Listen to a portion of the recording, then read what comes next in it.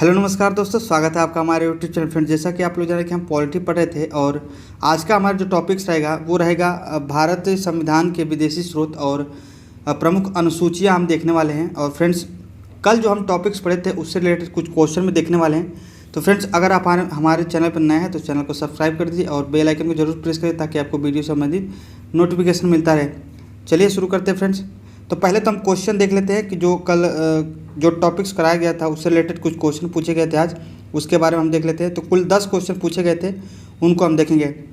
Friends, पहला question पूछा गया था कि संविधान सभा के पहले उपसभापति कौन थे। तो हमने पढ़ा था फ्रेंड्स कि जो पहला संवैधानिक जो बैठक हुआ था, संविधान सभा का जो पहला बैठक हुआ था 9 दिसंबर 1946, उसमें जो अस्थायी रूप से अध्यक्ष किसको बनाया गया था, तो सच्चिदानंद सिन्हा को, और उपसभापति बनाया गया था फ्रैंक एंथनी को। ये हम कल पढ़ चुके हैं। दूसरा क्वेश्चन पूछा गया था कि उद्देश्य प्रस्ताव कब पारित किया था। तो फ्रेंड्स, हमने पढ़ा था कि 13 दिसंबर को क्या उद्देश्य क्या है, जो प्रस्ताव है पेश किया गया था किसके द्वारा, पंडित जवाहरलाल नेहरू के द्वारा। और ये पारित कब हुआ था, तो 22 जनवरी 1947 को पारित हुआ था। तो 13 दिसंबर 1946 को किसके द्वारा पेश किया गया था, तो पंडित जवाहरलाल नेहरू के द्वारा। और पारित किसके द्वारा किया गया था, तो पारित संविधान सभा के द्वारा कर दिया गया था 22 जनवरी 1947 को। ये हम पढ़ चुके हैं। तीसरा क्वेश्चन था कि राष्ट्रीय ध्वज को कब स्वीकार किया गया था। तो राष्ट्रीय ध्वज 22 जुलाई 1947 को स्वीकार किया गया था। अगला क्वेश्चन है कि प्रारूप समिति में BL मित्र के स्थान पे कौन शामिल हुआ था। तो हमने देखा था कि BL मित्र के स्वास्थ्य के खराब होने का कारण क्या हुआ था, उनके जगह पे किसको नामित किया गया था, तो N माधवराव को नामित किया गया था। अगला क्वेश्चन है, पाँचवा क्वेश्चन पूछा गया था 26 नवंबर 1949 को कितने अनुच्छेद लागू किए गए थे। तो हमने बताया था कि 26 नवंबर 1949 को संविधान जो है आंशिक रूप से लागू हुआ था और उस दिन 16 अनुच्छेद के साथ लागू हुआ था आंशिक रूप से, और इसीलिए 26 नवंबर को क्या मनाया जाता है, तो संविधान दिवस या फिर क्या विधि दिवस मनाया जाता है। ये सारी बातें हम पढ़ चुके हैं। अगला क्वेश्चन है कि किसे महात्मा गांधी ने पोस्ट डेटेड चेक कहा था। तो हमने पढ़ा था फ्रेंड कि जो क्रिप्स मिशन आया था भारत में, उसको क्या कहे थे, ये महात्मा गांधी ने पोस्ट डेटेड चेक कहा था। और ये कब आया था क्रिप्स मिशन, 1942 में। ये हम कल पढ़ चुके हैं। अगला क्वेश्चन है, कैबिनेट मिशन के अध्यक्ष कौन थे, तो पैथिक लॉरेंस। हमने देखा था कि जो आपका कैबिनेट मिशन है उसमें 3 लोग आए थे, PAS हमने देखा था। पहला था आपके पैथिक लॉरेंस, दूसरे 2 अध्यक्ष जो थे उसमें एक देखे थे अलेक्जेंडर और एक था आपका S हमने देखा था स्टीफर्ड क्रिप्स, यानी 3 लोग थे। तो उसमें जो पहले थे पास से P जो था पैथिक लॉरेंस, उसमें हमने देखा था पैथिक लॉरेंस क्या थे, अध्यक्ष थे। वही पूछ रहा कि कैबिनेट मिशन कब आया था, ये भी देखे थे। तो हमने देखा था कि मार्च 1946 में भी आया था और इसके जो अध्यक्ष थे पैथिक लॉरेंस थे। अगला क्वेश्चन है प्रत्यक्ष कार्यवाही दिवस। तो हमने देखा था जब जो मुस्लिम लीग था वो हार गया था तो उसने कहा था कि ये जो चुनाव हुआ है यह गलत है और इसे हम नहीं मानते हैं। तो उस उपलक्ष्य में क्या किया था उन्होंने, 16 अगस्त 1946 को 16 अगस्त 1946 को प्रत्यक्ष कार्यवाही दिवस मनाए थे। ये हम पढ़ चुके हैं। अगला क्वेश्चन है द गोल्डन थ्रेशोल्ड पुस्तक किसके द्वारा लिखी गई थी। तो हमने पढ़ा था कल, सरोजनी नायडू। और अगला क्वेश्चन आपका 10वां क्वेश्चन पूछा है कि संविधान सभा के एकमात्र मुस्लिम महिला। तो हमने देखा जो 15 महिला थी उसमें से एकमात्र मुस्लिम महिला कौन थी, बेगम एजाज रसूल। तो ये सारे क्वेश्चन जो थे कल के क्लास पे बेसिस था और 10 क्वेश्चन हमने देखा है, उसके बारे में हमने पढ़ लिया है। अब देख लेते हैं कि भारत के संवैधानिक जो स्रोत थे कहाँ कहाँ से क्या क्या लिया गया है। अब देख लेते हैं भारत संविधान के विदेशी स्रोत के बारे में। तो फ्रेंड्स, अगर स्रोत के बारे में बात हो रही है तो 1935 को आपको याद रखना है। जो भारत शासन अधिनियम 1935 देखे थे उसमें क्या है, वहाँ से जो है सर्वाधिक भागीदारी आपको संविधान बनाने में रहा है उसका 1935 का एक्ट का। और उसमें हमने देखा था कि जितने अधिकतम जो अनुच्छेद है और बातें हैं यानी वहीं से ली गई थी। तो उसको जो हम कह सकते हैं एक तरह से 1935 का अधिनियम को हम कह सकते हैं, आपको लघु संविधान भी कह सकते हैं। तो उसको आपको नहीं भूलना है कि सर्वाधिक भागीदारी किस एक्ट का रहा था। तो भारत के संविधान में सर्वाधिक भागीदारी 1935 का एक्ट का रहा है, ये भी आपको नोट कर लेना है। अब देख लेते हैं ब्रिटेन के। तो ब्रिटेन देखिए, ब्रिटेन का ही यहाँ शासन रहा है तो जाहिर सी बात है कि उसी प्रकार से जो भी चीज़ें यहाँ पे अपनाई गई थी, हालांकि अपनाई नहीं गई थी, एक तरह से वो ही चल रहा था आपके भारत में। तो जाहिर सी बात है कि वही संविधान में आपके ज़्यादातर वहाँ से देखा जाएगा। तो क्या क्या चीज़ें आपके संविधान में ली गई हैं ब्रिटेन से, तो देखिए फ्रेंड, संसदीय प्रणाली। तो संसद आपको देखिए ब्रिटिश क्राउन का जो शासन था, यानी जो ब्रिटेन का संसद था यहाँ पे शासन कर रहा था, वहाँ तो यहाँ भी उसका प्रभाव देखने को मिलेगा। ब्रिटेन का जो भारत में आपके संविधान में वो संसदीय प्रणाली जो है पूछे तो कहाँ से लिया गया है, तो जाहिर सी बात है कहाँ से लिया जाएगा, क्योंकि वही शासन कर रहे थे ब्रिटिश शासन, तो वहाँ से संसदीय प्रणाली कहाँ से ली गई थी, तो ब्रिटेन से आपको नोट कर लेना है। यानी पार्लियामेंट्री सिस्टम पूछे कि भारत में कहाँ से लिया गया है, तो आपको ब्रिटेन लगाना है। वहीं विधि का शासन, विधि का शासन अब देखिए भाई, जो भाई संसद है वो विधि बनाएगा और शासन भी वही करेगा, तो विधि का शासन भी करेगा, विधि की प्रक्रिया क्या होगी ये भी बताएगा। और एकल नागरिकता जो है, और एकल नागरिकता जो है ये भी कहाँ से लिया गया है, तो ब्रिटेन में। तो देखिए फ्रेंड्स, जो ब्रिटेन में एकल नागरिकता है उसी प्रकार जो है भारत में भी एकल नागरिकता है, लेकिन नोट करके लिखिएगा जो यूएसए है वहाँ पे दोहरी नागरिकता है, क्योंकि वहाँ पे देखिए जो ब्रिटेन है वो 50 राज्यों से मिलकर बना है। 50 राज्यों में से मान लीजिए कि अगर कैलिफोर्निया राज्य है तो जो व्यक्ति कैलिफोर्निया का भी होगा वो उसका भी नागरिकता रखेगा और पूरे यूएसए का भी नागरिकता रखेगा, यानी वहाँ पे दोहरी नागरिकता चलती है यूएसए में, ये भी आपको नोट कर लेना है। ब्रिटेन में क्या हो गया और अपने भारत में क्या हो गया, एकल नागरिकता चलती है। तो संसदीय प्रणाली, विधि का शासन, विधि प्रक्रिया क्या होगी, यानी संसद में विधि बनाने का, जैसे कि विधानमंडल आप देखेंगे और यहाँ पर संसद में देखेंगे यहीं विधि बनाई जाती है, तो विधि की प्रक्रिया क्या होगी, उसको बनाने की प्रक्रिया क्या होगी, ये सारी बातें आपको ब्रिटेन से ली गई है। मंत्रिमंडलीय प्रणाली, तो मंत्रिमंडल भी प्रणाली कहाँ से ली गई है, कैबिनेट जो सिस्टम है वो कहाँ से ली गई है, तो ब्रिटेन से ली गई है। यानी जो संसद का आपको पूरी तरह से ढांचा दिख रहा है वो कहाँ से, अधिकतर मामले में जो चीज़ें ली गई, जैसे विधि कौन बनाएगा, उसकी प्रक्रिया क्या होगी, उसमें मंत्रिमंडल कौन कौन होंगे, संसद क्या होगा, तो ये सारी चीज़ें आपको देख रहे हैं ब्रिटेन से देखने को मिल रही है। संसदीय विशेषाधिकार, यानी जो संसद के विशेष क्या क्या विशेष अधिकार होंगे वो आर्टिकल आपको 105 में देखने को मिलेगा, आगे हम इसको पढ़ेंगे। तो संसदीय विशेषाधिकार भी जो है आपको यूके से लिया गया है। द्विसदनीय व्यवस्था, जब हमने देखा था कि जो 1919 का एक्ट था तो वहाँ पे हमने देखा था कि दो भागों में केंद्र में द्विसदनात्मक प्रणाली लाई गई थी, तो जाहिर सी बात है कि ब्रिटेन ही चल रहा था, तो द्विसदनात्मक व्यवस्था भी कहाँ से लाई जाएगी आपके, जैसे कि लोकसभा, राज्यसभा, लोकसभा लोअर होता है और राज्यसभा क्या है, अपर हाउस होता है। तो लोअर हाउस कौन होता है, लोकसभा, और राज्यसभा कौन होता है, अपर हाउस होता है। तो द्विसदनीय प्रणाली भी कहाँ से ली गई है, ये आपको ब्रिटेन से ली गई है। हमने बातें देख ली, संसदीय शासन प्रणाली, विधि का शासन, विधायी प्रक्रिया, एकल नागरिकता, मंत्रिमंडलीय प्रणाली, संसदीय विशेषाधिकार, द्विसदनीय व्यवस्था, ये सारी चीज़ें क्या है, ब्रिटेन से ली गई हैं। अगला देख लेते हैं फ्रेंड्स, अगला इसमें क्या है, तो ब्रिटेन में ही इंपॉर्टेंट पॉइंट ये भी आपको नोट कर लेना है कि मंत्रिमंडल सामूहिक रूप से लोकसभा के प्रति उत्तरदायी भी होगा, ये भी कहाँ से लिया गया है, ये भी ब्रिटेन से लिया गया है। तो आपको जब भी क्वेश्चन बने कि मंत्रिमंडल सामूहिक रूप से किसके प्रति उत्तरदायी होता है, तो आपको लगाना है लोकसभा के प्रति। लेकिन वहीं अगर पूछे कि व्यक्तिगत रूप से, यानी पूछता है कभी कभी कि मंत्रिमंडल व्यक्तिगत रूप से किसके प्रति उत्तरदायी होता है, तो वहाँ पे आपको लगाना है राष्ट्रपति। और ये वाला जो आर्टिकल है, मंत्रिपरिषद सामूहिक रूप से लोकसभा के प्रति उत्तरदायी होगा, ये आर्टिकल है आपको 75(3) में दिया गया है। ये कई बार पूछा क्वेश्चन कि किस आर्टिकल में दिया गया है कि मंत्रिमंडल सामूहिक रूप से लोकसभा के प्रति उत्तरदायी होगा, तो आर्टिकल जो 75 के सब क्लास 3 है उसमें दिया गया है। और मंत्रिमंडल जो व्यक्तिगत रूप से राष्ट्रपति के प्रति उत्तरदायी होगा, ये आर्टिकल के जो 75(2) है इसमें दिया गया है। ये सारी पॉइंट आपको नोट कर लेना है। और विधि के समक्ष समान था, यानी सभी लोग जो है भारत में, जैसे कि आपके देश में जो भी लोग हैं, राष्ट्रपति राज्यपाल को छोड़ के, वो क्या है कि उनका अलग प्रक्रिया है, उनको छोड़ के जितने भी व्यक्ति है, मान लीजिए कि मंत्री का बेटा है या फिर हम हो गए या फिर कोई भी गरीब है या फिर कोई अमीर है, उन पे समान रूप से सभी पे क्या होगा, नियम कानून लागू होंगे, ये बातें कही गई हैं। यानी विधि के समक्ष समानता, सभी क्या होंगे, सभी के ऊपर समान रूप से कानून लागू होंगे, ये बात इसमें बातें कही गई हैं। ये सारी चीज़ें क्या है, ब्रिटेन से ली गई हैं, आपको नोट कर लेना है। तो हमने जो भी बातें बताई हैं ब्रिटेन से रिलेटेड आपको नोट कर लेना है, और यहाँ से क्वेश्चन अक्सर आपको देखने मिलते हैं। ये तो आर्टिकल आपको याद होना चाहिए, यहाँ से आर्टिकल के तौर पर क्वेश्चन बन जाते हैं। अब देख लेते हैं कि यूएसए से क्या लिया गया है, यानी अमेरिका के संविधान से क्या लिया गया है भारत में, ये हमको नोट कर लेना है। तो सबसे पहले तो आपको यही नोट कर लेना है कि जो आपका जो मूल अधिकार है, आप पढ़ते होंगे फंडामेंटल राइट 12 से 35 जो आर्टिकल है, उसको जो है वो कहाँ से लिया गया है, तो ये सबसे पहले आपको यही नोट करना है कि वो जो है अमेरिका से लिया गया है।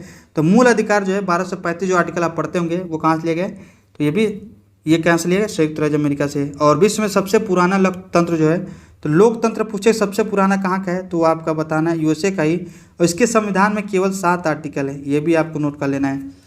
और लिखित है, ये भी आपको नोट कर लेना है। और सबसे पुराना लोकतंत्र है, हालांकि सबसे बड़ा जो है लोकतंत्र पूछे तो अपना भारत ही है। और लिखित, सबसे बड़ा लिखित संविधान भी पूछे तो भारत का ही सबसे बड़ा लिखित संविधान है, ये भी आपको नोट कर लेना है।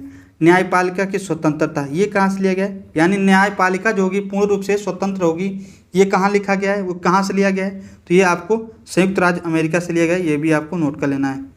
और अगला है न्यायिक पुनरावलोकन का सिद्धांत यानी जुडिशियल रिव्यू, ये कहाँ से लिया गया है? जो आर्टिकल आप 13 पढ़ते होंगे, ये भी कहाँ से लिया गया है? संयुक्त राज्य अमेरिका से लिया गया है। तो मूल अधिकार देख लिए, न्यायपालिका की स्वतंत्रता हो गई, जुडिशियल रिव्यू हो गई, और उपराष्ट्रपति का जो पद है ये कहाँ से लिया गया है? ये भी आपके यूएसए से लिया गया है, ये भी आपको नोट कर लेना है। उच्चतम न्यायालय और उच्च न्यायालय के न्यायाधीश के पद से हटाया जाना, ये भी आपको नोट कर लेना है कहाँ से लिया गया है? तो उच्चतम यानी सुप्रीम कोर्ट और हाई कोर्ट के जो पद जो आपके न्यायाधीश है उनको उनके पद से हटाए जाने की प्रक्रिया जो है ये भी आपके यूएसए से लिया गया है।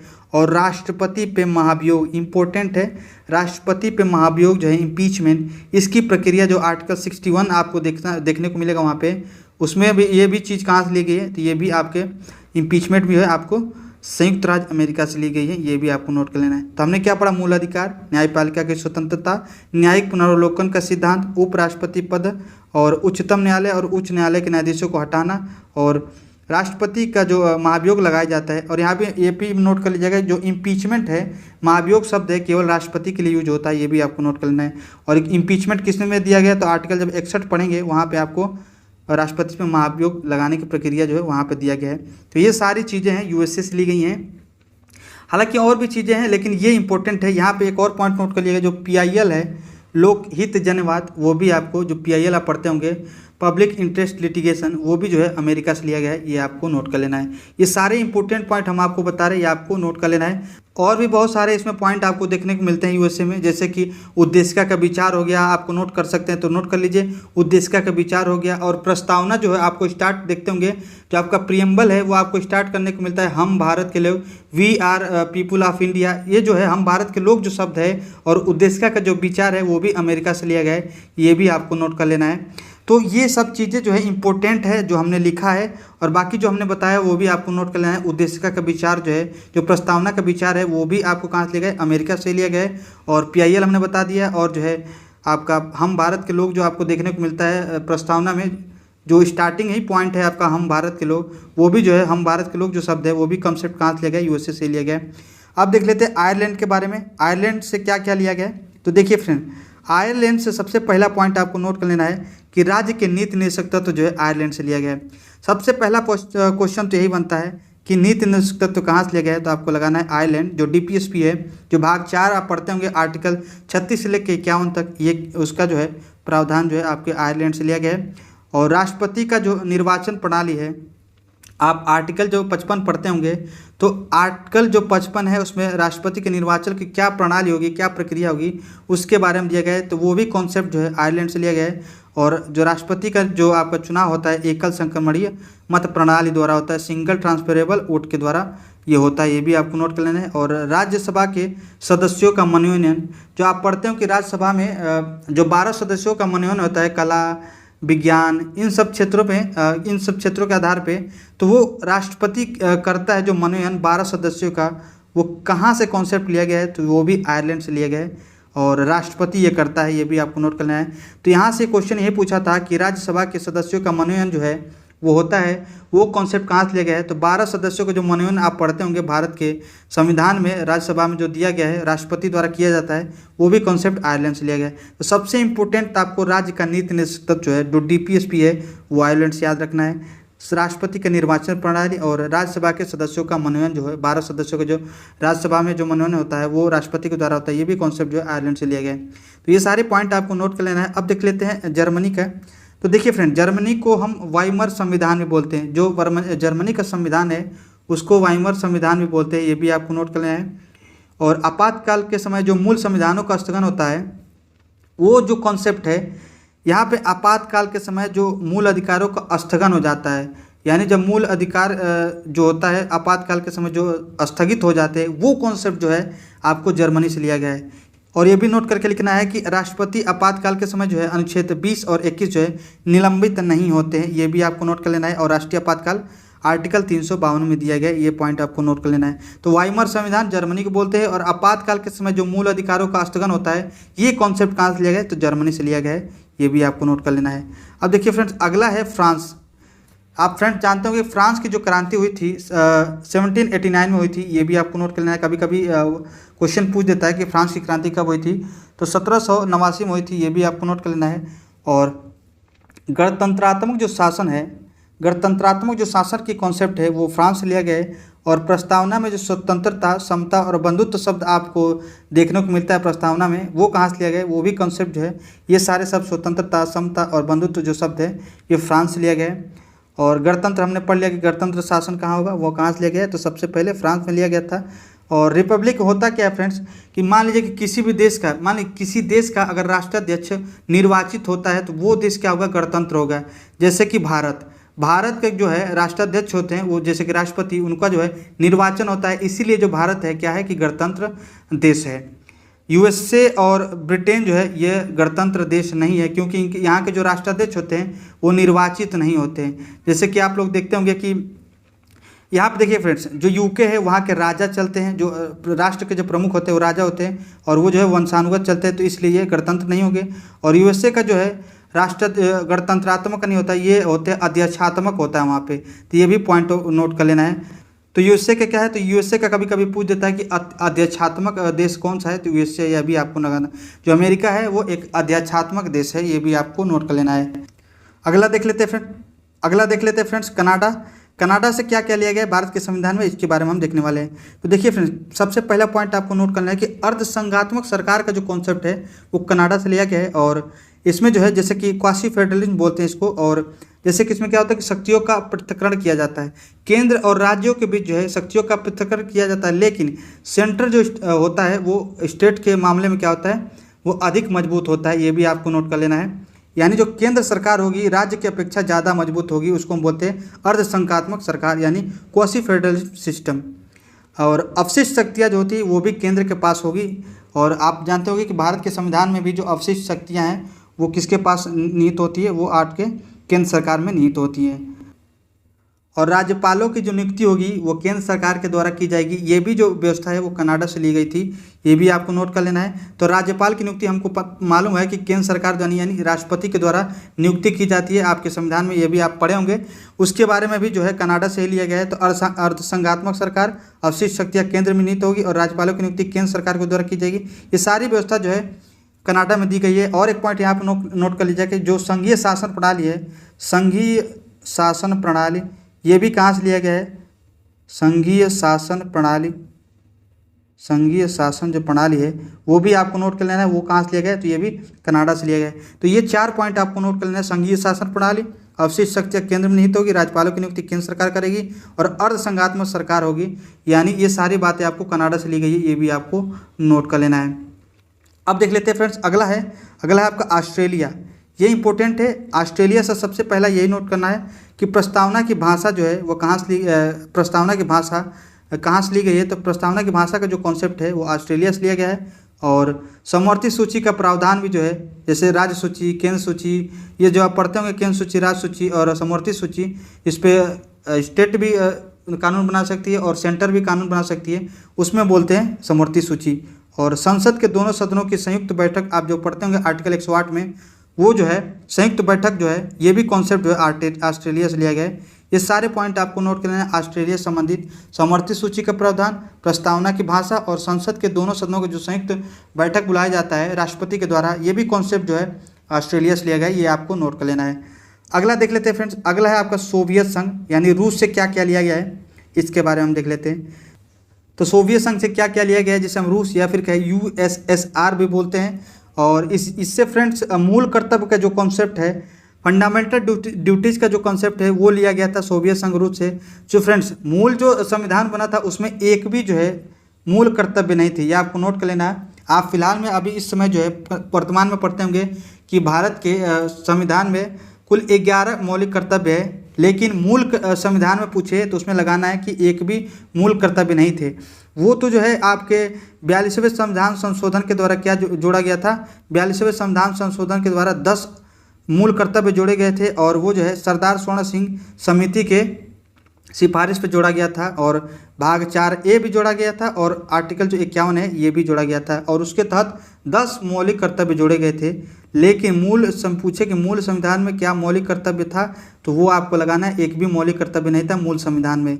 और आप जानते हो कि 11वां जो है वो आपको जोड़ा गया था। 11वां जो आपका मौलिक कर्तव्य है वो आपको 86वें संविधान संशोधन 2002 के तहत जोड़ा गया था, वो हम पढ़ चुके हैं।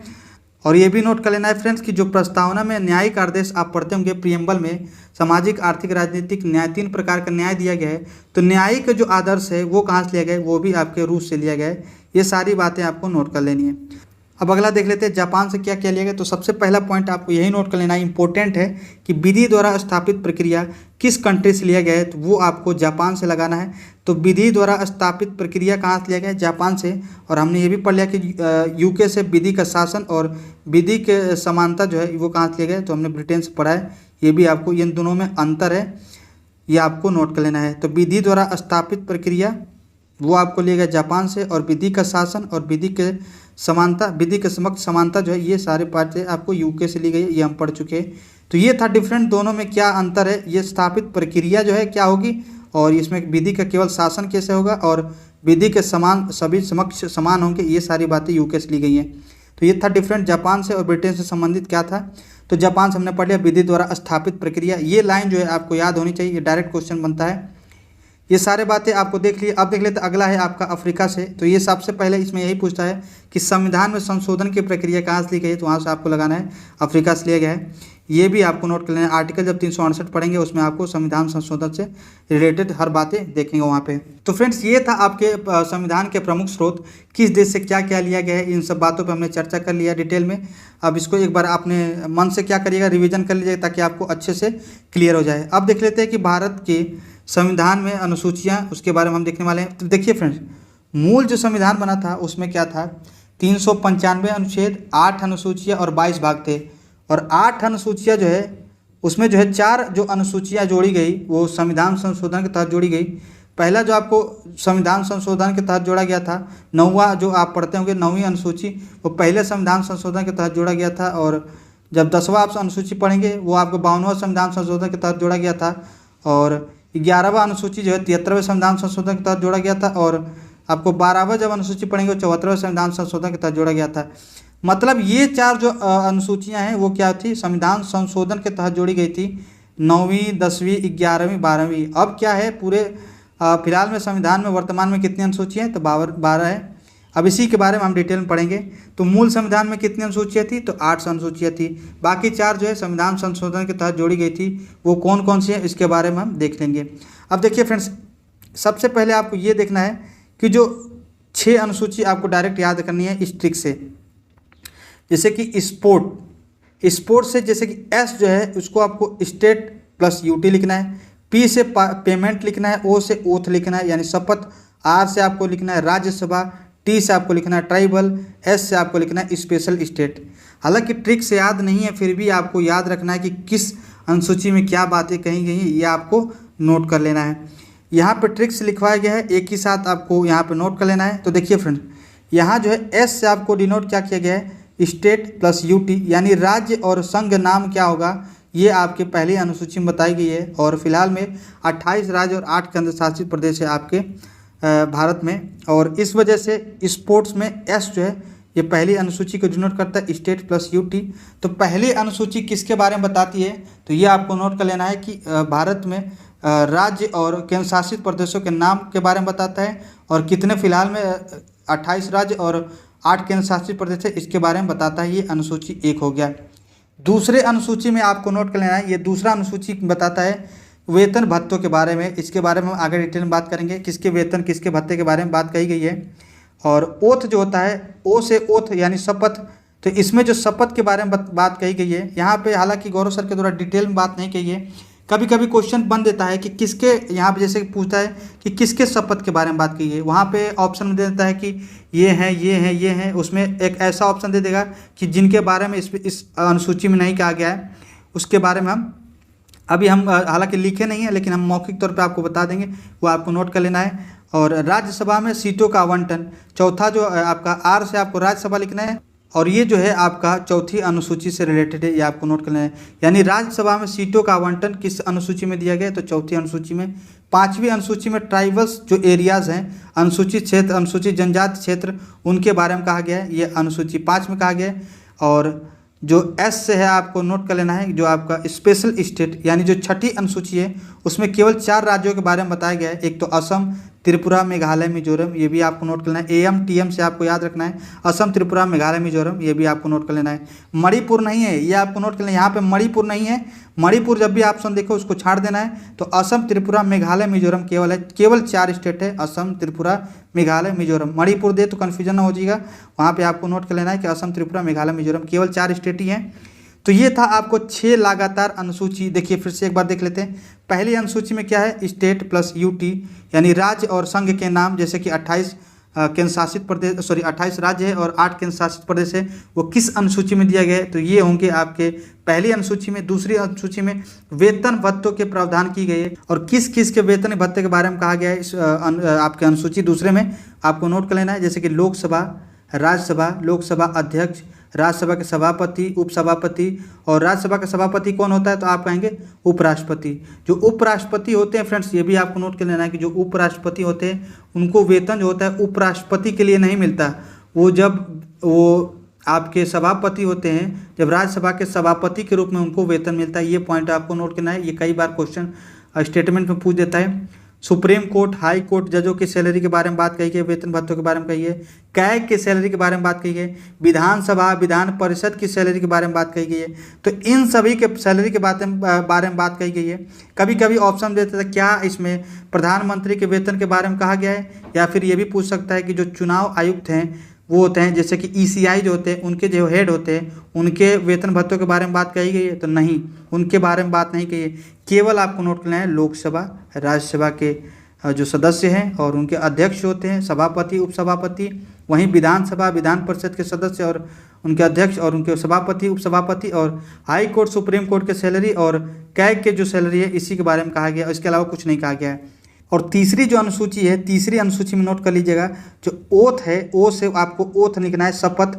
तो शपथ में पूछता है कि किसके शपथ के बारे में कहा गया है, तो सबसे पहले आपको नोट कर लें मंत्री परिषद जो होती है, इसमें आपके आ जाते हैं प्रधानमंत्री के साथ साथ सभी मंत्री परिषद आपको आता है, वो आपके शपथ के बारे में कहा गया। उनके लोकसभा, राज्यसभा के सदस्यों के शपथ के बारे में कहा गया है, जैसे कि आपके सुप्रीम कोर्ट, हाई कोर्ट के जो जज हैं उनके बारे में कहा गया है। कैग के शपथ के बारे में कहा गया है, राज्यों के मंत्रिपरिषद के बारे में कहा गया है, और राज्य के जो विधानमंडल के जो सदस्य उनके शपथ के बारे में कहा गया है। लेकिन कभी कभी पूछ देता है कि क्या अनुसूची 3 में राष्ट्रपति, उपराष्ट्रपति, राज्यपाल या फिर कहे जो आपके मुख्य चुनाव आयुक्त है इनके शपथ के बारे में कहा है, तो आपको लगाना है नहीं, क्योंकि इनका जो अलग से आर्टिकल जो है शपथ के बारे में कहा गया है। जैसे कि राष्ट्रपति का जो आर्टिकल है उनके शपथ में दिया है, आर्टिकल जब 60 पढ़ेंगे उसमें इनका शपथ दिया गया है। वहीं उपराष्ट्रपति के जब 69 आर्टिकल जब पढ़ेंगे उसमें इनका शपथ दिया गया, और राज्यपाल का 159 आर्टिकल जब पढ़ेंगे उन पे इनका शपथ दिया गया है। और ये आपका जो है डिफरेंट है कि इनमें इनका शपथ नहीं दिया गया है। तो ये सारे क्वेश्चन बन सकते हैं। और राज्यसभा का जो बंटवारा है वो जो आपका किस अनुसूची में दिया गया है, तो चौथी अनुसूची में। जैसे कि आप पढ़ते होंगे उत्तर प्रदेश में राज्यसभा कितनी सीटें हैं, 31 है, महाराष्ट्र में 19 है, पश्चिम बंगाल में 16 है। ये सब राज्यसभा की सीटों का बंटवारा किया गया है, अनुसूची 4 में दिया गया है। और ट्राइबल एरिया हमने पढ़ लिया 5 अनुसूची में। और छठी अनुसूची आपको केवल 4 स्टेट याद रखना है, असम, त्रिपुरा, मेघालय, मिजोरम।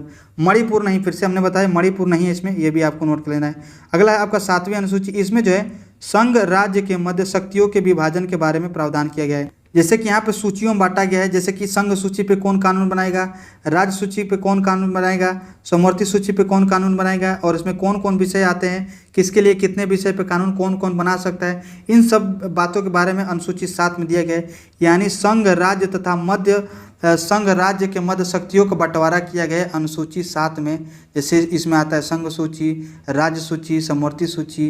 जब आर्टिकल 246 आप पढ़ेंगे वहाँ पे आपको देखने को मिलेगा कि ये सारी चीज़ें आपको दी गई है, लेकिन यहाँ पे अनुसूची 7 में दिया गया है। तो संघ सूची, राज्य सूची के मध्य शक्तियों का बंटवारा किया गया है अनुसूची 7 में। देखिए फ्रेंड्स, संघ सूची वो होता है जिस पे केवल केंद्र सरकार कानून बना सकती है, और राज्य सूची वो होते हैं जिस पे केवल राज्य सरकार कानून बना सकती है, और समवर्ती सूची में केंद्र और राज्य दोनों सरकार कानून बना सकती है। ये भी आपको नोट कर लेना है। संघ सूची में कितने विषय थे पहले, तो जब मूल संविधान बना था उस समय 97 विषय थे, लेकिन प्रेजेंट में अभी 100 विषय हैं जिसपे संघ सरकार क्या मतलब बना सकती है, कानून बना सकती है। वहीं राज्य सूची में केवल पहले जो है 66 विषय थे, अब जो है 61 हो गया है। वहीं समर्थित सूची में मूल संविधान में 47 विषय थे, अब जो है 52 विषय हो गए हैं। तो ये जो विषय है पहले 97 था, पहले 66 था, पहले 47 था।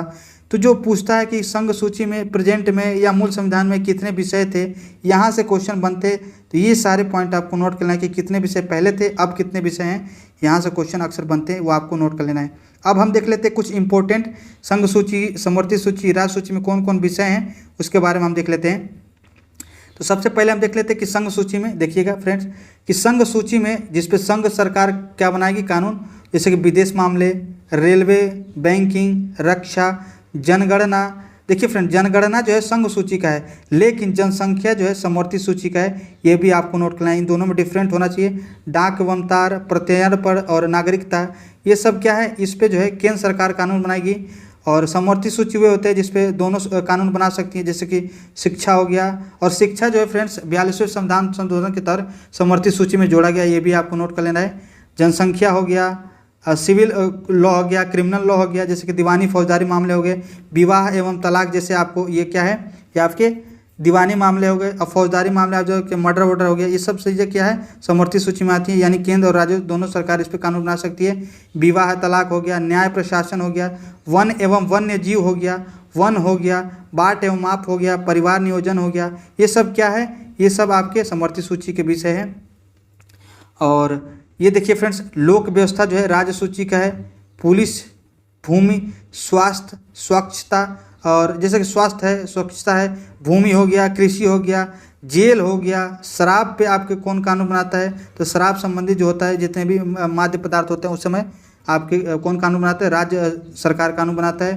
मनोरंजन हो गया, खेल एवं मेले हो गया, बाजार हो गए, ये सब क्या है, इन सब चीज़ों पे केवल राज्य सरकार कानून बना सकती है, ये इसका विषय है। तो ये था आपके कुछ इंपॉर्टेंट, आपको नोट कर लेना है। और यहाँ पे एक और पॉइंट नोट करिए फ्रेंड, देखिए यहाँ पे जो है राज्य सूची में मूल संविधान में 66 विषय था, लेकिन यहाँ पे देखिएगा अब कितना होगा, 61।